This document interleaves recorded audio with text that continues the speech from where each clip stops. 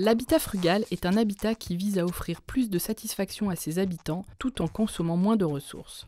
Les réflexions sur l'habitat frugal s'inscrivent dans les bouleversements climatiques, environnementaux, énergétiques et sociétaux de notre monde. Elles reposent sur plusieurs constats. Les bâtiments émettent au moins 40% des gaz à effet de serre et nos choix urbanistiques s'orientent davantage vers la construction neuve que vers la réhabilitation. Choix qui suppriment tous les 10 ans l'équivalent de la surface d'un département en terres agricoles. Plutôt que de répondre aux enjeux du développement durable par des dispositifs essentiellement réglementaires et techniques, la démarche frugale défend la nécessité d'un engagement individuel et collectif. Elle vise d'abord à réduire au strict minimum les besoins énergétiques par une construction bioclimatique, tout en construisant des bâtiments agréables à vivre. Cette frugalité en énergie induit des approches low-tech et le recours à des écomatériaux, mais aussi une préoccupation du contexte. L'habitat frugal reconnaît les cultures, les lieux et y puise son inspiration. C'est un habitat généreux envers son territoire et sobre. L'éco-village des Noé a été réalisé par l'architecte Philippe Madec, avec le bureau d'études Tribu d'Alain Bornarel.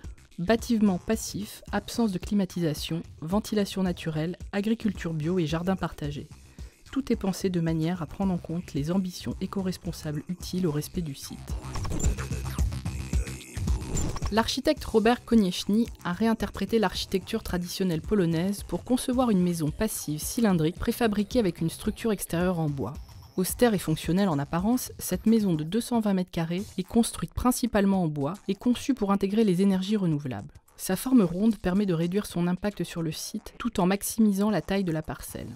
L'orientation de la maison peut être modifiée en fonction des vues souhaitées et du climat local. La maison en sac de terre est une habitation construite en 2017 par un couple d'Américains pour un coût total de 6 000 $. Elle a été bâtie grâce à un savant mélange de matériaux récupérés, de sacs de terre et de riz, empilés comme des briques afin de former les murs de la maison. Les Earthships, maisons solaires passives, ont été conçues par l'architecte américain Michael Reynolds en 1972. Semi-enfouis, les Earthships incorporent des équipements conçus pour améliorer l'autonomie, le confort et les performances. Panneaux solaires, panneaux de refroidissement géothermique, récupération d'eau, jardin biologique, traitement des eaux usées.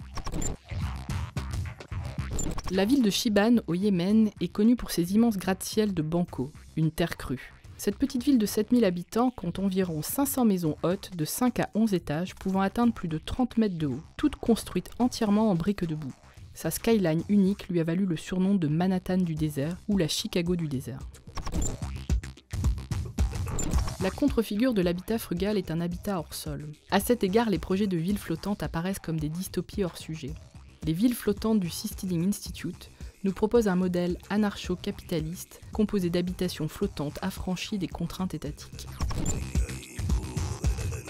Du point de vue de la fiction, l'habitat frugal est celui de l'ermite et du sage, retiré du faste monde, à l'instar de Matt Ross dans son film Captain Fantastic, mettant en scène l'histoire d'une famille ayant tout quitté pour établir un campement au beau milieu des bois.